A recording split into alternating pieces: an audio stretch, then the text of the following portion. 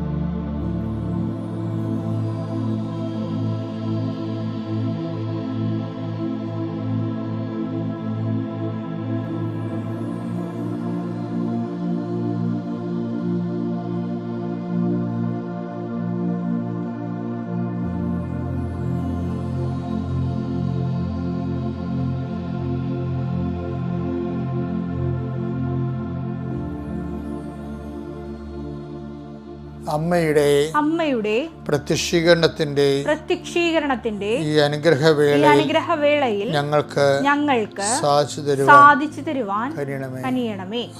ആമേൻ. വിശ്വാസ പ്രമാണം. സർവശക്തനായ പിതാവും ആകാശത്തിന്റെയും ഭൂമിയുടെയും സൃഷ്ടാവുമായ ദൈവത്തിൽ ഞാൻ വിശ്വസിക്കുന്നു. അവിടുത്തെ ഏകപുത്രനും ഞങ്ങളുടെ കർത്താവുമായ ഈശോമിശിഹായിലും ഞാൻ വിശ്വസിക്കുന്നു. ഈ പുത്രൻ പരിശുദ്ധാത്മാവിനാൽ ഗർഭസ്ഥനായി കന്യകാമറിയത്തിൽ നിന്ന് പിറന്ന് പൊന്തിയോസ് പീലാത്തോസിന്റെ കാലത്ത് പീഡകൾ സഹിച്ച് കുരിശിൽ തറയ്ക്കപ്പെട്ട് മരിച്ച് അടക്കപ്പെട്ട് പാതാളങ്ങളിൽ ഇറങ്ങി മരിച്ചവരുടെ ഇടയിൽ നിന്ന് 3-ാം നാൾ ഉയർത്ത് സ്വർഗത്തിലേക്ക് എഴുന്നള്ളി സർവശക്തിയുള്ള പിതാവായ ദൈവത്തിന്റെ വലതുഭാഗത്തിരിക്കുന്നു. അവിടെ നിന്ന് ജീവിക്കുന്നവരെയും മരിച്ചവരെയും വിധിക്കുവാൻ വരുമെന്നും ഞാൻ വിശ്വസിക്കുന്നു. പരിശുദ്ധാത്മാവിലും ഞാൻ വിശ്വസിക്കുന്നു. വിശുദ്ധ കത്തോലിക്കാ സഭയിലും പുണ്യവാന്മാരുടെ ഐക്യത്തിലും പാപങ്ങളുടെ മോചനത്തിലും ശരീരത്തിന്റെ ഉയർപ്പിലും നിത്യമായ ജീവിതത്തിലും ഞാൻ വിശ്വസിക്കുന്നു. ആമേൻ. സ്വർഗ്ഗസ്ഥനായ ഞങ്ങളുടെ പിതാവേ, അങ്ങയുടെ നാമം പൂജിതമാകണമേ. അങ്ങയുടെ രാജ്യം വരണമേ. അങ്ങയുടെ തിരുമനസ് സ്വർഗത്തിലെ പോലെ ഭൂമിയിലും ആകണമേ. അന്നു വേണ്ടുന്ന ആഹാരം ഇന്ന് ഞങ്ങൾക്ക് തരണമേ. ഞങ്ങളോട് തെറ്റ് ചെയ്യുന്നവരോട് ഞങ്ങൾ ക്ഷമിക്കുന്നത് പോലെ ഞങ്ങളുടെ തെറ്റുകൾ ഞങ്ങളോടും ക്ഷമിക്കണമേ. ഞങ്ങളെ പ്രലോഭനത്തിൽ ഉൾപ്പെടുത്തരുതേ, തിന്മയിൽ ഞങ്ങൾ രക്ഷിക്കണമേ. ആമേൻ. നന്മ നിറഞ്ഞ മറിയമേ, സ്വസ്തി. കർത്താവ് അങ്ങയുടെ കൂടെ സ്ത്രീകളിൽ അങ്ങ് അനുഗ്രഹിക്കപ്പെട്ടവളാകുന്നു. അങ്ങയുടെ ഉദരത്തിൻ ഫലമായി ഈശോ അനുഗ്രഹിക്കപ്പെട്ടവനാകുന്നു. പരിശുദ്ധ മറിയമേ, തമ്പുരാന്റെ അമ്മേ, പാപികളായ ഞങ്ങൾക്ക് വേണ്ടി ഇപ്പോഴും ഞങ്ങളുടെ മരണസമയത്തും തമ്പുരാനോട് അപേക്ഷിക്കണമേ. ആമേൻ. കർത്താവേ, അങ്ങ് ഞങ്ങളെ പഠിപ്പിച്ചതുപോലെ ഇന്നത്തെ ആവശ്യത്തിനു വേണ്ടി ഞങ്ങൾ അങ്ങയുടെ തിരുസന്നിധിയെ പ്രാർത്ഥിക്കുന്നു. കർത്താവേ, നിന്റെ വിശുദ്ധ പൗരോഹിത്യത്തെ നീ മഹത്വപ്പെടുത്തണമേ. കർത്താവേ, സഭയിലുള്ള സാന്നിധ്യം നീ പ്രകടമാക്കണമേ. അമ്മേ പരിശുദ്ധമ്മേ, ദേവമാതാവേ, അമ്മയുടെ പ്രത്യക്ഷീകരണത്തിൻ്റെ സ്ഥിരീകരണത്തിനായി 39 വർഷം ഞാൻ അർപ്പിച്ച കുർബാനയുടെ യോഗ്യതയാൽ കൃപാസനത്താറെ ജീവനോടെ പ്രത്യക്ഷപ്പെട്ട പരിശുദ്ധ അമ്മയുടെ പ്രത്യക്ഷീകരണത്തിൻ്റെ സ്ഥിരീകരണത്തിനായി പിതാവിൻ്റെയും പുത്രൻ്റെയും പരിശുദ്ധാത്മാവിൻ്റെ നാമത്തിൽ പ്രാർത്ഥിക്കുന്നു. കർത്താവ് നിൻ്റെ നാമത്തിൽ രോഗികൾ സൗഖ്യപ്പെടണമെന്ന് പ്രാർത്ഥിക്കുന്നു.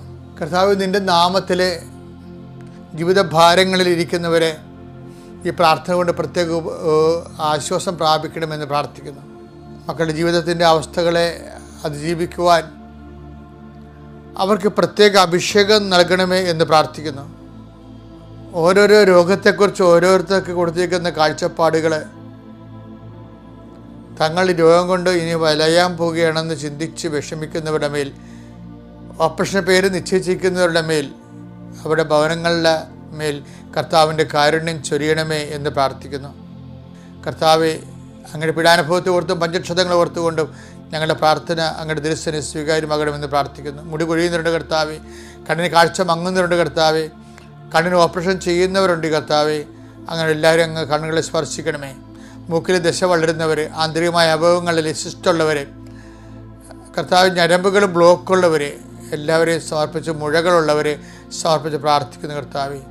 ഇപ്പോൾ പരീക്ഷ എഴുതുന്ന മക്കൾ കർത്താവെ, പരീക്ഷയ്ക്ക് ഒരുങ്ങുന്ന മക്കൾ, പരീക്ഷ എഴുതി തീർന്ന മക്കൾ, അവർ റിസൾട്ട് പ്രതീക്ഷിക്കുന്ന മക്കൾ, യോഗ്യതാ പരീക്ഷ, മത്സര പരീക്ഷ, അങ്ങനെ ഓരോ പരീക്ഷകളിലെയും കർത്താവെ അവരുടെ പെർഫോമൻസ് വളരെ പൂറായിട്ടുള്ളവരുണ്ട്.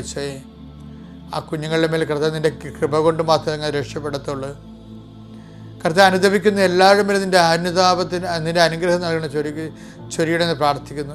തങ്ങൾക്കുള്ള കാർഷിക വിഭവങ്ങൾ വിറ്റുമാറ്റാൻ പറ്റാത്തവർ, കാർഷിക വിഭവങ്ങൾ കടന്നുപോയവർ, അതിൻ്റെ പേരിൽ തന്നെ പാട്ടത്തിനെടുത്ത് പൈസ വിലക്ക് പലിശ കൂടുന്നവർ, കർത്താവ് അങ്ങനെയൊക്കെ പലിശ കൂടുന്നതനുസരിച്ചുകൊണ്ട് ഇത് വിറ്റുമാറ്റിയാലും കടക്കാരെ നിലനിർത്താൻ പറ്റാത്ത രീതിയിൽ എന്ത് ചെയ്യുമെന്ന് അറിയാൻ പാടില്ലാതെ അടുത്ത വിളവെടുപ്പിന് വേണ്ടിയുള്ള സാമഗ്രികൾ സെറ്റ് ചെയ്യാൻ കഴിയാതെ വരുന്നവർ, മടുത്ത് തീർന്ന് തുലച്ച് എന്ത് ജീവിതമെന്ന് ഓർത്തുകൊണ്ട് ഭാരപ്പെടുന്നവർ, കർത്താവേ നീ അവരുടെ കരുണ തോന്നെ പ്രാർത്ഥിക്കുന്നു. ജോലിയില്ലാത്തവർ, എൻ്റെ കർത്താവ് വഴിയില്ലാത്തവർ, നടവഴി പോലും നഷ്ടപ്പെട്ടവർ, എൻ്റെ കർത്താവിൻ്റെ ഉന്നതമായ നാമത്തിൽ സഭയുടെ അധികാരത്തിൽ കുരിശിൻ്റെ അടയാളത്തിൽ ദൈവത്തിൻ്റെ ശക്തി, സമാധാനമില്ലാത്ത കുടുംബങ്ങൾ, മദ്യലഹരിയിലും രാസലഹരിയിലുമൊക്കെ അടിപ്പെട്ടു പോയ കുടുംബങ്ങൾ, കർത്താവിൻ്റെ വിശുദ്ധമായ രക്തം അവിടെ മെച്ചുന്തമെന്ന് പ്രാർത്ഥിക്കുന്നു. എൻ്റെ കർത്താവിൻ്റെ ഉന്നതമായ നാമത്തിൽ സഭയുടെ അധികാരത്തിൽ കുരിശടയാളത്തിൽ ദൈവശക്തി നിങ്ങൾ അനുഗ്രഹിക്കപ്പെടട്ടെ. എൻ്റെ പ്രിയപ്പെട്ടവരെ, നമ്മളെ നോൻപ് കാലം എന്ന് പറയുമ്പോൾ അനുതാപത്തിൻ്റെ കാലമാണ്. പക്ഷെ എന്തിനനുദപിക്കണം? നമ്മൾ അനുദപിക്കണത് കുമ്പസാരിക്കാൻ വേണ്ടിയാണ്, കത്തോലിക്കര് അതല്ല ഉദ്ദേശം, അതല്ല. അനുദപിക്കുക, സുവിശേഷത്തെ വിശ്വസിക്കുക. സുവിശേഷം എന്താണ് പറയണത്? അനുദപിക്കുക, ദൈവരാജ്യം സമീപിച്ചിരിക്കുന്നു. അപ്പോൾ സുവിശേഷം നമുക്ക് നൽകണത് അതനുസരിച്ച് നമ്മൾ അവൻ പറയണ പോലെ ചെയ്യുമ്പോൾ, ദൈവത്തിൻ്റെ നടപടിക്രമം, ദൈവത്തിൻ്റെ വചനം നമ്മുടെ ജീവിതത്തിൽ പ്രാവർത്തികമാക്കുമ്പോൾ ദൈവരാജ്യം സമീപിച്ച് നമ്മൾ ദൈവരാജ്യത്തിലാകുകയാണ്.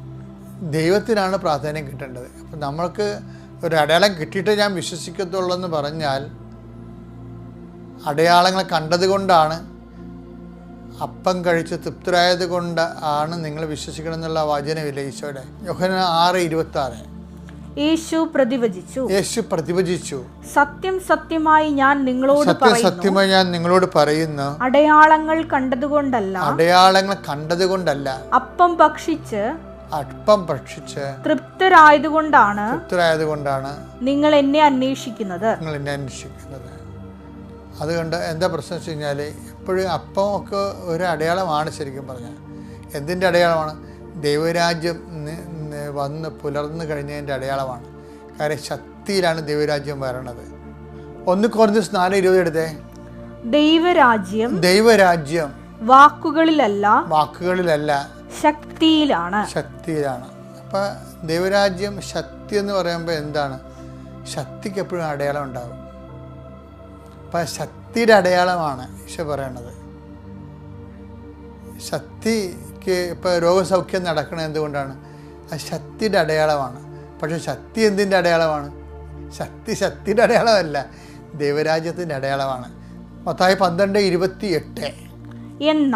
എന്നാൽ ദൈവാത്മാവിനെ കൊണ്ടാണ് ഞാൻ പിശാചുക്കളെ ബഹിഷ്കരിക്കുന്നതെങ്കിൽ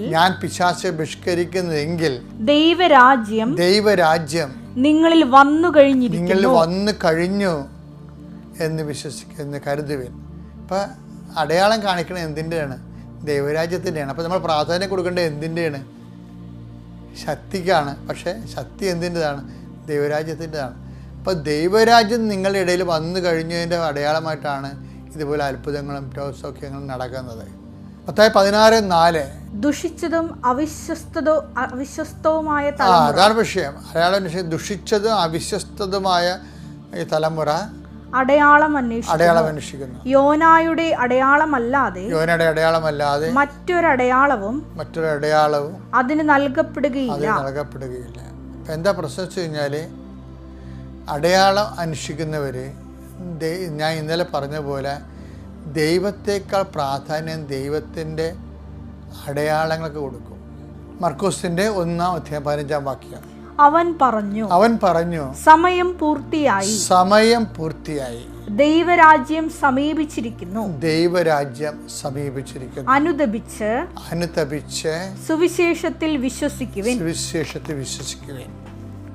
കാര്യം സത്യസന്ധമായിട്ടാണ് വിശ്വാസം ആൾക്കാർ സ്വീകരിക്കണമെങ്കിൽ അത് അടയാളം കണ്ടിട്ടാണ് ആൾക്കാർ സ്വീകരിക്കുന്നത്. പക്ഷേ അടയാളങ്ങളിലല്ല കാര്യം ഇരിക്കുന്നത്, ശക്തിയിലാണ്. എന്നാൽ അതിനെ പ്രതിനിധീകരിക്കുന്ന ശക്തിയിലാണ്. എന്നാൽ ശക്തിയല്ല കാര്യം ഇരിക്കുന്നത്. എന്തിനാണ്? ദൈവരാജ്യത്തിലാണ്. ദൈവത്തിൻ്റെ തിരുമനസ്സ് നിറവേറപ്പെടുന്ന ഒരു സമയം, ദൈവത്തിൻ്റെ തിരുസന്നിധിയിൽ കർത്താവിൻ്റെ വചനം അനുസരിച്ച്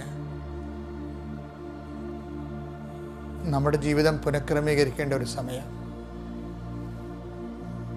അങ്ങനെ ജീവിതം പുനഃക്രമീകരിക്കുന്നതിന് ആവശ്യമായ നടപടിക്രമമാണ് പശ്ചാത്താപം. അതുകൊണ്ടാണ് പറയണത് പശ്ചാത്തപിക്കുവിൻ, ദൈവരാജ്യം സമീപിച്ചിരിക്കുന്നു. ഈ ദൈവരാജ്യത്തെക്കുറിച്ച് അവസാന ശിഷ്യന്മാർ ചോദിക്കും, കർത്താവേ, അങ്ങ് രാജ്യം സ്ഥാപിക്കണത് ഇപ്പോഴാണോ എന്ന്. അവസാനം വരെ ഈ വിഷയം ഇങ്ങനെ നിൽക്കുന്ന കാണാം. അതായത് അവസാനം വരെ മങ്ങാതെ ഇങ്ങനെ തിളങ്ങി നിൽക്കേണ്ട സബ്ജക്റ്റാണ് ദൈവരാജ്യം. അപ്പോൾ കർത്താവ് ഇടയ്ക്ക് ദൈവരാജ്യത്തെക്കുറിച്ച് പറയുകയും, ദൈവരാജ്യം അവിടെയാണ് ഇവിടെയാണ് എന്ന് നിങ്ങൾ ആരും പറഞ്ഞാൽ വിശ്വസിക്കരുത്. കാര്യം എന്താണ്? ദൈവരാജ്യം നിങ്ങൾ തന്നെയാണെന്ന്.